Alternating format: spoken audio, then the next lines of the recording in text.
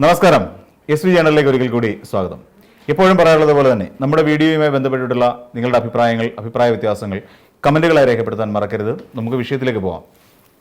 കഴിഞ്ഞ ദിവസം നമ്മുടെ തെരഞ്ഞെടുപ്പ് അവസാനിച്ചു. ഇനി അടുത്ത 5 വർഷത്തേക്ക് ആര് ഭരിക്കണം നമ്മളെ എന്നുള്ള കാര്യം നമ്മൾ തീരുമാനമെടുത്തു കഴിഞ്ഞിരിക്കുന്നു. പക്ഷേ അപ്പോഴും നമുക്കറിയാം, നമ്മളുടെ കൂട്ടത്തിൽ എത്ര പേര് വോട്ട് ചെയ്തു എന്നുള്ളതാണ് നമുക്കെപ്പോഴും സംശയമായി നിലനിൽക്കുന്ന കാര്യം. നമ്മുടെ സംസ്ഥാനത്ത് ഏകദേശം 22% വരുന്ന ആളുകൾ വോട്ട് രേഖപ്പെടുത്തിയിട്ടില്ല എന്നാണ് കാണിക്കപ്പെടുന്നത്. കണക്കുകൾ എല്ലാം കൂട്ടിയും കിഴിച്ചും നോക്കുമ്പോൾ ഏകദേശം 22% വരുന്ന ആളുകൾ പോളിംഗ് ബൂത്തുകളിലേക്ക് പോവുകയോ തങ്ങളുടെ സമ്മതിദാനാവകാശം വിനിയോഗിക്കുകയോ ചെയ്തിട്ടില്ല. മാറ്റി നിർത്താം അവരെയൊക്കെ. അതിൽ കുറച്ചുപേർ സർവീസ് സംഘടനകളുടെ ഭാഗമായിട്ടൊക്കെ ഉണ്ടെന്നൊക്കെ പറയപ്പെടുന്ന കുറച്ചധികം ആൾക്കാരാണ്. തൽക്കാലം അവരെല്ലാം നമുക്ക് മാറ്റി നിർത്താം. ഇവിടെ കഴിഞ്ഞ ദിവസം നമ്മുടെ സംസ്ഥാനത്ത് രേഖപ്പെടുത്തിയിരിക്കുന്ന ഏകദേശം 78% മുകളിലാണ് തെരഞ്ഞെടുപ്പ് ഒരു പോളിംഗ് അടയാളപ്പെടുത്തിയിരിക്കുന്നത്. നമുക്ക് ഇതിനെ പ്രതിപക്ഷ കക്ഷികൾ, അതായത് UDF എന്ന് പറയുന്ന ഒരു മുന്നണി വളരെ കൃത്യമായി പറയുന്നത് സർക്കാരിന് എതിരായിട്ടുള്ള ജനവിധിയാണ് എന്നും, ഇവിടെ UDF എന്ന് പറയുന്ന മുന്നണി 100-ലധികം സീറ്റുകളുമായി അധികാരത്തിൽ എത്തുമെന്നും, ഇനി അതല്ല മറിച്ചായാൽ 100-അധികം സീറ്റുകളുമായി അധികാരത്തിൽ എത്താൻ കഴിഞ്ഞില്ല എങ്കിൽ നല്ല ഒന്നാന്തരം സ്ഥാനത്ത്, അതായത് പ്രതിപക്ഷ നേതൃസ്ഥാനത്തിരിക്കുന്ന VD സതീശൻ എന്ന് പറയുന്ന ഒരു നേതാവ് UDFന്റെ ചെയർമാനുമായ ആള് ഈ വനവാസത്തിന് പോകുമെന്നാണ് പറയുന്നത്. ഇവിടെ വനവാസത്തിന് പോവുക എന്ന് പറഞ്ഞാൽ എന്തിനാണ് രാഷ്ട്രീയം? അധികാരത്തിന് വേണ്ടി മാത്രമാണോ രാഷ്ട്രീയം എന്ന് പറയുന്ന ഒരു ചോദ്യം നമ്മളുടെ എല്ലാവരുടെയും മുന്നിൽ ഇങ്ങനെ കിടക്കുകയാണ്. നമ്മൾ ഈ പറയുന്ന പോലെ അധികാരമില്ലെങ്കിൽ ജനസേവനത്തിന് സാധിക്കില്ലേ എന്ന് ചോദിക്കുന്ന ഒരു ചോദ്യം. കഴിഞ്ഞ 10 വർഷക്കാലമായി UDF എന്ന് പറയുന്ന മുന്നണി ഒരുക്കൂട്ടി വെച്ചതെല്ലാം ഈ പറയുന്ന ഒരു തെരഞ്ഞെടുപ്പ് രാഷ്ട്രീയത്തിന് വേണ്ടി മാത്രമായിരുന്നു എന്നും തെരഞ്ഞെടുക്കപ്പെടാൻ വേണ്ടി മാത്രമായിരുന്നു എന്നുള്ളതിൻ്റെ ഒരു സൂചനയാണ് നമുക്ക് തരുന്നത്. എന്നാൽ അക്ഷരാർത്ഥത്തിൽ ഒരു പോളിംഗ് ശതമാനം വർദ്ധിച്ചിട്ടുണ്ടോ ഭരണവിരുദ്ധ വികാരം എന്നുള്ള നിലയിലേക്ക് അടിച്ചേൽപ്പിക്കപ്പെടാൻ മാത്രം? എനിക്ക് തോന്നുന്നില്ല അങ്ങനെയുണ്ട് എന്നുള്ള കാര്യം. കാരണം 2021 തെരഞ്ഞെടുപ്പിൽ അന്ന് പോളിംഗ് ബൂത്തുകളിലേക്ക് പോയിട്ടുള്ള ആൾക്കാരുടെ എണ്ണം 2,74,46,039 ആയിരുന്നു എന്നുള്ളതാണ് അന്നത്തെ കണക്കുകൾ സൂചിപ്പിക്കുന്നത്. അതായത് 2.25 കോടിക്ക് അടുത്ത് വരുന്ന ആളുകൾ കഴിഞ്ഞ 2021 തെരഞ്ഞെടുപ്പിൽ പോളിംഗ് ബൂത്തുകളിലേക്ക് പോയിരുന്നു. എന്നാൽ 2026 എത്തിയപ്പോൾ അവരിലൊരു വലിയ കുറവ് സംഭവിച്ചിരിക്കുന്നു. അതായത് 2026 കണക്കുകൾ പ്രകാരം പോളിംഗ് ബൂത്തിലെത്തിയത് 2,71,42,952 പേര് മാത്രമാണ് പോളിംഗ് ബൂത്തുകളിലേക്ക് എത്തിയത് എന്നാണ് കണക്കുകൾ സൂചിപ്പിക്കുന്നത്. ഫലത്തിൽ 3,03,087 പേരുടെ കുറവ് ഇത്തവണ വോട്ട് ചെയ്തതിനകത്തുണ്ട്. ശരാശരി അല്ലെങ്കിൽ അതിൻ്റെ ഒരു ശതമാന കണക്ക് പരിശോധിക്കുകയാണെങ്കിൽ 1.10% ആളുകൾ കുറഞ്ഞിരിക്കുന്നു എന്നുള്ളതാണ്. സാധാരണഗതിയിൽ നമ്മൾ പരിശോധിക്കുമ്പോൾ കഴിഞ്ഞ 2016 തെരഞ്ഞെടുപ്പിനെ അഭിമുഖീകരിക്കുന്ന സമയത്ത് പോളിംഗ് ബൂത്തിലേക്ക് പോയ ആളുകളുടെ എണ്ണം 2.61 കോടിയാണ് 2016. അതായത് നമ്മുടെ ആദ്യത്തെ പിണറായി വിജയൻ സർക്കാരിൻ്റെ കാലഘട്ടത്തിൽ ആ വോട്ടിനായിട്ട് പോയ ആൾക്കാർ 2.61 കോടി ആയിരുന്നു. എന്നാൽ പിന്നീട് 2021 നമ്മൾ എത്തുമ്പോൾ നമുക്കിവിടെ ഉണ്ടായിരിക്കുന്ന വർധനവ് 2,74,00,000 എന്ന് പറയുന്ന ഒരു കണക്കിലേക്ക് എത്തി. നേരത്തെ നമ്മൾ ആ കണക്ക് സൂചിപ്പിച്ചിരുന്നു. അതായത് 2,74,46,039 എന്ന് പറയുന്ന കണക്കിലേക്ക് എത്തി. ഇതാണ് ശരിക്കും വോട്ടിങ്ങിൽ ഉണ്ടാകേണ്ട ഒരു വർധനവ്. സ്വാഭാവികമായും ആ രീതിയിലൊരു വർധനവാണ് ഉണ്ടാകേണ്ടിയിരുന്നതെങ്കിൽ ഏകദേശം ഒരു 8 ലക്ഷത്തോളം വരുന്ന ആളുകളുടെ വർധനവ് സ്വാഭാവികമായി ഉണ്ടാകേണ്ടിയിരിക്കുന്നു. അപ്പോൾ അതിൽ നമ്മൾ കണക്കാക്കി നോക്കിക്കഴിഞ്ഞാൽ ഇപ്പോൾ ഉണ്ടാകേണ്ടത് 71 എന്നല്ല, ഏകദേശം ഒരു 82 ലക്ഷത്തോളം ആളുകൾ, അതായത് 2,82,00,000 എന്ന് പറയുന്ന ഒരു കണക്കിലേക്ക് എത്തിച്ചേരേണ്ടതായിരുന്നു ആ രീതിയിൽ ഒരു വർധനവ് ഉണ്ടായിരുന്നെങ്കിൽ. എന്നാൽ ഇവിടെ ഉണ്ടായിരിക്കുന്നത് വർധനവല്ല, മറിച്ച് 3 ലക്ഷത്തിൽ പരം ആളുകളുടെ വോട്ടുകളുടെ കുറവാണ് എന്ന് നമ്മൾ കാണേണ്ടി വരും. അപ്പോൾ ഇനി നമ്മൾ പരിശോധിച്ച് നോക്കി എന്തുകൊണ്ട് ഇങ്ങനെ ഒരു മാറ്റം സംഭവിച്ചു. നേരത്തെ നമ്മൾ സൂചിപ്പിച്ചു 1% ആളുകളുടെ കുറവ് സംഭവിച്ചിട്ടുണ്ട് എന്നുള്ള കാര്യം നമ്മൾ നേരത്തെ പറഞ്ഞു കഴിഞ്ഞു.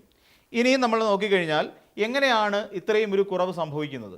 നമുക്കറിയാം, നമ്മുടെ കേരളത്തിൽ SIR പോലെയുള്ളൊരു പരിപാടികൾ നടപ്പിലാക്കിയിരുന്നു. ആ SIR നടപ്പിലാക്കിയ സമയത്ത് 24,80,503 പേരെ പട്ടികയിൽ നിന്ന് ഒഴിവാക്കപ്പെട്ടു. എങ്ങനെയൊക്കെയാണ് എന്ന് ചോദിച്ചാൽ, മരിച്ചുപോയവർ ഏകദേശം 6,49,000 പരം ആളുകൾ ഇവിടെ മരണപ്പെട്ടവരുടെ നിരക്കിൽ വോട്ടർ പട്ടികയിൽ നിന്നും നീക്കം ചെയ്യപ്പെട്ടു. പിന്നെ സ്ഥിരമായി താമസം മാറി എന്ന് പറയുന്ന ആളുകളുണ്ട്. അങ്ങനെ സ്ഥിരമായി താമസം മാറിയ ആളുകൾ ഏകദേശം 8.16 ലക്ഷം ആളുകളാണ് ഉണ്ടായിരുന്നത്. അപ്പം അവരെയും പട്ടികയിൽ നിന്ന് നീക്കം ചെയ്തു. പിന്നെ താമസം ഇല്ലാത്ത ആളുകൾ, അതായത് ഇപ്പോൾ ഒരു അഡ്രസ്സ് ഉണ്ട്, പക്ഷേ ആ അഡ്രസ്സിൽ സ്ഥിരമായി താമസം ഇല്ലാതെ വന്ന ആളുകളുണ്ട്. അങ്ങനെയുള്ള ആളുകൾ ഏകദേശം 6.45 ലക്ഷം, 6,45,000-ലധികം ആളുകളെ അവിടെ നിന്നും ഒഴിവാക്കപ്പെട്ടു. പിന്നെ ഈ ഇരട്ട വോട്ടുള്ള ആളുകളുണ്ടായിരുന്നു. അപ്പോൾ ആ ഇരട്ട വോട്ടുള്ളവരുടെ ഏകദേശം 1,36,000-ഓളം വരുന്ന ആളുകളെ ഒഴിവാക്കി. അങ്ങനെയാണ് നമ്മൾ ഈ പറയുന്ന 2,71,00,000 എന്ന് പറയുന്ന ഒരു കണക്കിലേക്ക് നമ്മൾ എത്തിച്ചേരുന്നത്. അപ്പം ഈ രീതിയിലാണ് ഇതിൽ ഏകദേശം ഒരു 15 ലക്ഷത്തോളം വോട്ടുകൾ പിന്നീട് കൂട്ടിച്ചേർക്കുന്ന ഒരു അവസ്ഥയും വന്നു. അപ്പം ആ കൂട്ടിച്ചേർക്കലുകളും ഒഴിവാക്കലുകളും എല്ലാം കഴിഞ്ഞിട്ട് നമുക്ക് വോട്ടിൻ്റെ എണ്ണത്തിൽ കുറവുണ്ടായിരിക്കുന്നത് 3 ലക്ഷത്തിൽ പരം വോട്ടുകളാണ് എന്ന് നമുക്ക് വ്യക്തമായി പറയാം. അതുകൊണ്ട് തന്നെ ഈ പറയുന്ന ട്രെൻഡ് ഉണ്ടായപ്പോൾ 78.227 എന്ന് പറയുന്ന ഒരു ശതമാന കണക്കിലേക്ക് നമ്മൾ കാര്യങ്ങൾ എത്തിച്ചേരുമ്പോൾ ഇവിടെ ഉണ്ടാകുന്ന ഒരു പ്രധാനപ്പെട്ട പ്രശ്നം ഇതൊരു വലിയ മാർജിനായി നമുക്ക് കാണാൻ കഴിയില്ല. എന്ന് വെച്ചാൽ കേരളം ഒന്നടങ്കം ഈ സംസ്ഥാനത്തെ സർക്കാരിനെ പരാജയപ്പെടുത്തുന്നതിന് വേണ്ടിയിട്ട് പോളിംഗ് സ്റ്റേഷനിലേക്ക് ഓടിപ്പോയി എന്നുള്ള ആ ഒരു ചിന്താഗതി നമുക്ക് കണക്കാക്കാനേ കഴിയില്ല. എന്ന് വെച്ചാൽ ഇപ്പോൾ വീണിരിക്കുന്നത് 2021 വീണതുപോലെ അതിന് സമാനമായ ഒരു വോട്ടിംഗ് മാത്രമാണ് എന്നുള്ള കാര്യത്തിൽ ഏറെക്കുറെ നമുക്ക് ഉറച്ചു നിൽക്കേണ്ടി വരും എന്നർത്ഥം. അതായത് സംസ്ഥാനത്ത് ഭരണവിരുദ്ധ വികാരം കാരണം പോളിംഗ് ഉയർന്നിട്ടില്ല എന്ന് തന്നെ മനസ്സിലാക്കേണ്ടി വരും. ഇനി ഈ പോളിംഗ് ശതമാനം കൂടിയതിൻ്റെ പുറത്ത് നിന്നുകൊണ്ട് UDF പറയുന്ന 100 സീറ്റ് എന്ന് പറയുന്ന ഒരു മോഹ സ്വപ്നത്തിലേക്കോ മോഹന സുന്ദര വാഗ്ദാനങ്ങളിലേക്കോ ഒന്നും എത്തിപ്പെടാനും സാധിക്കില്ല എന്ന് നമുക്കിതിൽ നിന്ന് തന്നെ വ്യക്തമായി മനസ്സിലാക്കാൻ നമുക്ക് കഴിയുമായിരുന്നു. ഒരുപക്ഷെ ഇനി SIR നടന്നില്ലായിരുന്നു എന്ന് കരുതുക. അതായത് നമുക്കിപ്പം SIR പോലെയുള്ള നടന്ന് ഈ പറയുന്ന ഇത്രയും വോട്ടുകൾ മാറ്റിമറിച്ചത് കൊണ്ടാണ്, അല്ല എന്ന് പറയുന്നവർക്ക് വേണ്ടിയിട്ടാണ്. അങ്ങനെ അല്ല, അങ്ങനെ SIR നടപ്പിലായില്ല, ഈ പറയുന്ന 24 ലക്ഷത്തിലോളം വരുന്ന ആളുകൾ വോട്ടർ പട്ടികയിൽ നിന്ന് ഒഴിവാക്കപ്പെടുകയുണ്ടായില്ല എന്ന് പറയുന്ന ഒരു സാഹചര്യം ഉണ്ടല്ലോ. അപ്പോൾ ആ ഒരു സാഹചര്യത്തിൽ നമ്മൾ നോക്കിക്കഴിഞ്ഞാൽ ശരിക്കും നമ്മുടെ കേരളത്തിലെ വോട്ടിംഗ് ശതമാനം 77.18% എന്നുള്ള കണക്കിൽ നിന്നേനെ, അതായത് 78ലേക്ക് പോകില്ലായിരുന്നു എന്നർത്ഥം. അപ്പം ഇതിൽ ഏറെക്കുറെ നമുക്ക് കാര്യങ്ങൾ ബോധ്യപ്പെട്ടല്ലോ.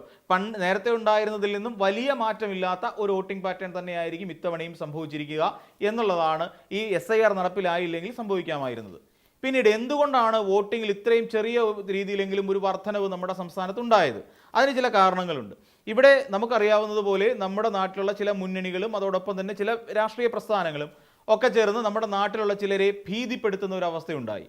അതായത് SIR എന്ന് പറയുന്ന ഒന്നിനെ വെച്ചുകൊണ്ട്, അതായത് ഈ പറയുന്ന ഒരു ഇൻസെൻറ്റീവ് ആയിട്ടുള്ള ഒരു റിവിഷൻ ഇതുമായി ബന്ധപ്പെട്ടുകൊണ്ട് പറഞ്ഞിരുന്നു. എന്താ പറയുക, നിങ്ങൾ ഇത്തവണ വോട്ട് രേഖപ്പെടുത്തിയില്ല എങ്കിൽ നിങ്ങൾക്ക് സംഭവിക്കാൻ പോകുന്നത് നിങ്ങളുടെ വോട്ടവകാശം നഷ്ടപ്പെടുന്നതായിരിക്കും എന്ന് പറയുന്ന വ്യാപകമായ ഒരു പ്രചാരം ഈ പറയുന്ന കേഡർ സംവിധാനമുള്ള എല്ലാ പാർട്ടികളും നമ്മുടെ സംസ്ഥാനത്ത് സംസാരിച്ചിരുന്നു, ചർച്ച ചെയ്തിരുന്നു എന്നുള്ളത് വ്യക്തമാണ്. അതോടൊപ്പം തന്നെ ന്യൂനപക്ഷങ്ങൾക്കിടയിൽ ഇത് മറ്റൊരു തരത്തിലുള്ള ചിന്താഗതിക്ക് കൂടി ഇടവരുത്തി തീർത്തു. അതായത് ഇത്തവണ നിങ്ങൾ വോട്ട് രേഖപ്പെടുത്തിയില്ലെങ്കിൽ നിങ്ങൾ പൗരത്വ രജിസ്റ്ററിൽ നിന്ന് പുറത്താകും എന്ന് പറയുന്ന തരത്തിലുള്ള ഒരു ചിന്താഗതി കൂടി സാധാരണക്കാർക്കിടയിലേക്ക് എത്തിക്കാൻ ഇവിടുത്തെ രാഷ്ട്രീയ പാർട്ടികൾക്ക് കഴിഞ്ഞു എന്നുള്ളത് വസ്തുതാപരമായി നമ്മൾ മനസ്സിലാക്കേണ്ട ഒരു കാര്യമാണ്. എന്നാൽ വോട്ട് വർദ്ധിച്ചു നിൽക്കുന്ന ചില മണ്ഡലങ്ങളിലേക്ക് നമ്മൾ പരിശോധിക്കുകയാണെങ്കിൽ ഇപ്പം നേമം, കാട്ടാക്കട, പിന്നെ നമ്മൾ നോക്കിക്കഴിഞ്ഞാൽ ഇവിടെ എന്താ പറയുക എറണാകുളം ജില്ലയിൽ ഇങ്ങനെയൊക്കെ നമ്മൾ പരിശോധിച്ച് കഴിഞ്ഞാൽ അവിടെയൊക്കെ ഒരു മൂന്നാം മുന്നണിയുടെ ശക്തമായ ഒരു സാന്നിധ്യം, അവിടെയൊക്കെ ശക്തമായ ത്രികോണ മത്സരം തന്നെ നടന്നിട്ടുണ്ട് എന്ന് നമ്മൾ മനസ്സിലാക്കാൻ സാധിക്കും. അതായത് ഇപ്പം നടക്കുന്ന UDFനും LDFനും അല്ലാതെ NDAക്ക് പോലും അവിടെ വോട്ട് വർധന ഉണ്ടായിട്ടുണ്ട് എന്ന് സൂചിപ്പിക്കപ്പെടാൻ കൂടി ഇതിന് കാരണമായി തീരും. അപ്പം ഇതിൽ നമ്മൾ ഏറ്റവും ഒടുവിലായിട്ട് നമ്മൾ എത്തുന്ന ഒരു കാര്യം, ഇവിടെ സംസ്ഥാന സർക്കാർ അല്ലെങ്കിൽ ഇടതുപക്ഷത്തെ സംബന്ധിച്ചിടത്തോളം ഇടതുപക്ഷത്തിന് വ്യക്തമായ ഒരു വോട്ടുണ്ട്. ഇവിടെ VD സതീശൻ പറഞ്ഞ പോലെ എറണാകുളം, മലപ്പുറം, ഇടുക്കി, വയനാട്, പത്തനംതിട്ട തുടങ്ങിയ ജില്ലകൾ പൂർണ്ണമായും തൂത്തുവാരി ജയിക്കും എന്ന് പറഞ്ഞെങ്കിൽ തന്നെയും നമ്മൾ മനസ്സിലാക്കേണ്ട കാര്യം ഈ എറണാകുളം ആണെങ്കിൽ തന്നെയും മലപ്പുറമാണെങ്കിൽ തന്നെയും അതോടൊപ്പം തന്നെ വയനാടാണെങ്കിൽ തന്നെയും ഈ 3 പ്രധാനപ്പെട്ട ജില്ലകളെ സംബന്ധിച്ചിടത്തോളവും അല്ലെങ്കിൽ ഈ പറയുന്ന 5 ജില്ലകളെ സംബന്ധിച്ചിടത്തോളം അവിടെ പ്രൊമിനൻ്റ് ആയിട്ട് നിൽക്കുന്ന അല്ലെങ്കിൽ ഏറ്റവും മുൻപന്തിയിൽ നിൽക്കുന്നത് UDF തന്നെയാണ്. മലപ്പുറം നമുക്കറിയാം, അവിടെ വലിയ മാറ്റമൊന്നുമില്ല. അവിടെ എപ്പോഴും വിജയിക്കുന്ന സ്ഥാനാർത്ഥികൾ അല്ലെങ്കിൽ രാഷ്ട്രീയ പാർട്ടി അല്ലെങ്കിൽ മുന്നണി UDF തന്നെയാണ്. എറണാകുളത്താണെങ്കിൽ തന്നെയും എറണാകുളത്ത് കഴിഞ്ഞ തവണ 4 സീറ്റുകൾ മാത്രമാണ് 5 സീറ്റുകൾ മാത്രമാണ് ശരിക്കും അന്ന് LDFന് കിട്ടിയത്. ഇപ്പോൾ കഴിഞ്ഞ തവണ ഇപ്പോൾ ഏറ്റവും കൂടുതൽ എനിക്ക് തോന്നുന്നു കുന്നത്തുനാട്, അവിടെ ഇപ്പം ബാബു ദിവാകരൻ എന്ന് പറയുന്ന ഒരു സ്ഥാനാർത്ഥി അവിടെ മത്സരിച്ചിട്ടുണ്ട്. അപ്പം ഈ പറയുന്ന പോലെ ഒരു വലിയ മാറ്റമൊന്നും അവിടെ എങ്ങും നമുക്ക് കാണാൻ കഴിയാത്ത, അത് വെച്ചാൽ ഈ 5 ജില്ലകളിലും ഈ UDFന് തന്നെയാണ് പ്രാധാന്യം നേരത്തെ മുതൽ തന്നെ ലഭിച്ചുകൊണ്ടിരുന്നത്. അവിടെയാണ് VD സതീശൻ പറഞ്ഞ് 5 ജില്ലകളും തൂത്തുവാരും. ഇപ്പം നമ്മൾ വയനാട്ടിൽ അങ്ങനെ സംഭവിക്കുമോ എന്ന് ചോദിച്ചാൽ വയനാട്ടിൽ അങ്ങനെ സംഭവിക്കാനുള്ള സാധ്യത ഇപ്പോൾ നിലവിലത്തെ സാഹചര്യത്തിൽ വളരെ കുറവാണ്.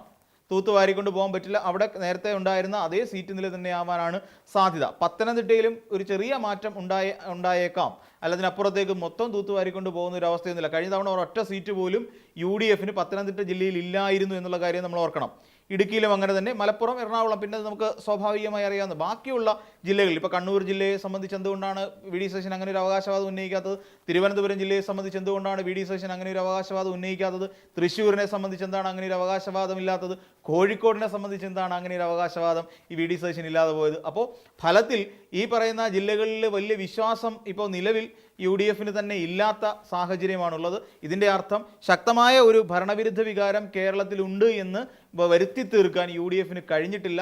പിന്നെ ഇപ്പം ഈ ഉണ്ടായ ഈ SIRമായി ബന്ധപ്പെട്ട് വോട്ട് ചെയ്യാൻ പോയ ആളുകളുടെ എണ്ണത്തിനനുസരിച്ച് ഉള്ള ശതമാനം മാത്രമാണ് ഇപ്പോൾ കാണുന്നത്. അല്ലാതെ ഇത് വലിയ വീർപ്പിച്ച് കെട്ടി പെരുപ്പിച്ച് കാട്ടി ഇടതുപക്ഷത്തിന് ഇവിടെ അധികാരം കിട്ടാൻ പോകുന്നില്ല എന്ന് പറയുന്ന ഒരു അവസ്ഥയിലേക്ക് എത്തിക്കേണ്ട നിലവിൽ യാതൊരു സാഹചര്യവും ഇല്ല എന്നുള്ളതാണ് നമ്മൾ മനസ്സിലാക്കേണ്ടത്.